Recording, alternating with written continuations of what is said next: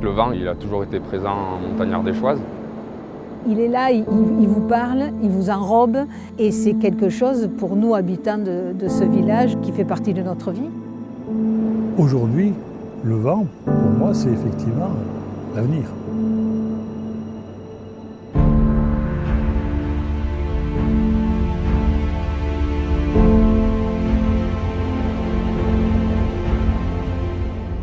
En ce qui concerne donc le projet éolien, il est excessivement important pour notre territoire car il nous a apporté des moyens financiers permettant à la fois l'amélioration de services au public, mais également la réalisation d'investissements importants. Les investissements qui ont été réalisés grâce aux revenus perçus des projets éoliens l'ont été dans des axes très divers. D'abord, bien entendu, en faveur des services aux personnes. Ça nous a permis d'acquérir du matériel pour le déneigement.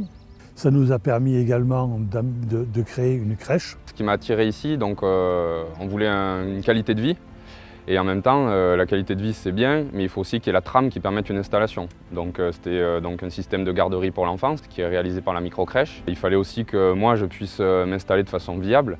Ça c'était permis parce qu'il y avait une maison de santé qui avait été construite et il y avait des locaux disponibles.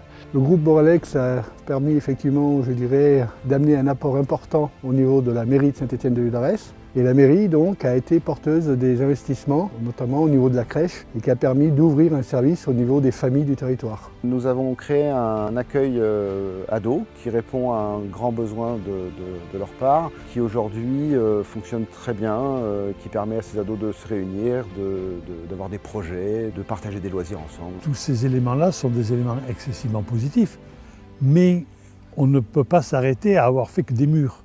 Il faut maintenant faire en sorte d'apporter aux habitants le service qui était prévu dans ces réalisations. Lorsqu'on recrute, je dirais, des personnels qualifiés, les personnes donc, demandent toujours à savoir s'il y a des services existants sur le territoire. Et c'est vrai que l'école, la crèche sont des services qui sont quand même relativement importants et qui permettent de drainer une population salariale que si on n'avait pas, on ne pourrait pas avoir, effectivement, on ne pourrait pas répondre, je dirais, au fonctionnement de nos structures. Ce parc éolien, nous ayant permis de créer cette maison des énergies renouvelables, a permis de conforter notre attractivité touristique.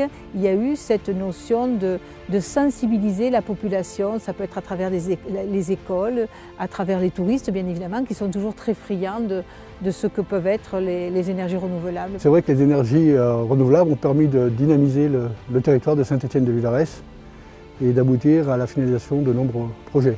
C'est un territoire plein de richesses et qui, à mon avis, dans les années à venir, pourrait contribuer à être un territoire à part en plus.